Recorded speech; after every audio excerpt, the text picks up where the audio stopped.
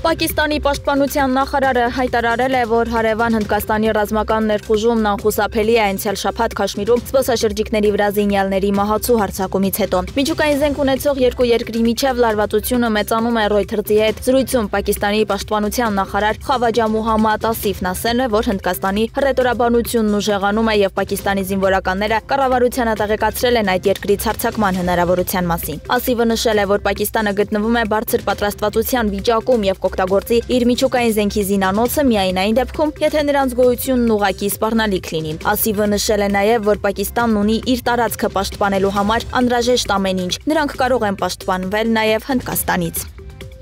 Չինաստանի արտգործնախարար Վան Ինը պակիստանցի գործընկեր Իշակ Դարի հետ հեռախոսազրույցի ժամանակ ասել է, որ Չինաստանն ուշադիր հետևում է ահաբեկչական հարձակումից հետո տեղի ունեցած զարգացումներին եւ աջակցում է միջադեպի անաչառ հետաքննությանը։ Չինաստանն աջակցություն է հայտնել Պակիստանին նրա ինքնիշխանության եւ անվտանգության շահերի պաշտպանության հարցում, կոչ արել Նյու Դելհիին եւ Իսլամաբադին զսպվածություն ցուցաբերել Փահլագամում տեղի ունեցած ահաբեկչական հարձակումից հետո։ Հակամարտությունը չի բխում Հնդկաստանի եւ Պակիստանի հիմնարար շահերից ու չի նպաստում տարածաշրջանային խաղաղությանն ու կայունությանը։ Երկու երկիրը պետք է զսպվածություն ցուցաբերեն, ընդառաջեն միմյանց ու նպաստեն իրավիճակի սառեցմանը, ասել է Չինաստանի ԱԳՆ ղեկավարը։ Ուկրաինայի նախագահ Վոլոդիմիր Զելենսկին արձագանքել է Ռուսաստանի նախագահ Վլադիմիր Պուտինի մայիսի 8-ից 11 Ուկրաինայում կրակը դադարեցնելու վերաբերյալ հրամանին, մեղադրելով նրան միջազգային հանրությանը մշտապես մանիպուլյացիայի ենթարկելու փորձերի մեջ։ Զելենսկին նշել է, որ հրադադարը պետք է անհապաղ լինի եւ ոչ թե ընդամենը մի քանի օրով կոտորածը վերսկսելու համար։ Անհրաժեշտ է անհապաղ, լիարժեք եւ անվերապահ հրադադար առնվազն 30 օրով, որպեսզի այն լինի ամուր եւ հուսալի։ Սա իրական դիվանագիտական ջանքերի հիմքը դնելու միակ միջոցն է, տեսաուղերձում նշել է Զելենսկին։ Միացյալ Նահանգների նախագահ Դոնալդ Թրամփը ձգտում է մշտական հրադադարի հաստատմանն Ուկրաինայում, այս մասին էլ ասել է Սպիտակ տան մամուլի քարտուղար Քերոլայն Լևիթը մեկնաբանելով Վլադիմիր Պուտինի հաղթանակի օրը երրորդյա հրադադարի հաստատելու որոշումը։ Չնայած նախագահը լավատես է, որ կկարողանա համաձայնագիր կնքել, բայց նաև սթափ է գնահատում իրավիճակը։ Երկու կողմն էլ պետք է նստի բանակցությունների սեղանի շուրջ հակամարտությունից դուրս գալու ելք գտնելու համար, ասել է Սպիտակ տան մամուլի խոսնական։ Լևիթը նաև նշել է, որ Վատիկանում Թրամփի եւ Ուկրաինայի նախագահ Վոլոդիմիր Զելենսկու հանդիպումը վկայում է կարգավորման գործընթացում Միացյալ Նահանգների նախագահի լուրջ ներգրավվածության մասին։ Կանադայի վարչապետ Մարկ Քարնիի լիբերալ կուսակցությունը հաղթանակ է տարել Կանադայի դաշնային ընտրություններում հարցումների ավարտից հետո կանխատեսվում էր, որ լիբերալները կստանան խորհրդարանի 343 տեղերից ավելին։ Պարզ չէր արդյոք նրանք կապահովեն բացարձակ մեծամասնություն, թե կպահանջվի փոքր կուսակցությունների աջակցություն կառավարություն ձևավորելու եւ օրենսդրություն ընդունելու համար։ Պահպանողական կուսակցության առաջնորդ Պիեր Պուալիևրը հույս ուներ ընտրությունները վերածել նախկին վարչապետ Ջաստին Տրյուդոյի դեմ հանրաքվեի, որի ժողովրդականությունը նվազել է նրա տասնամյա իշխանության վերջում, սննդամթերքի եւ բնակարանների գների բարձրացման ֆոնին։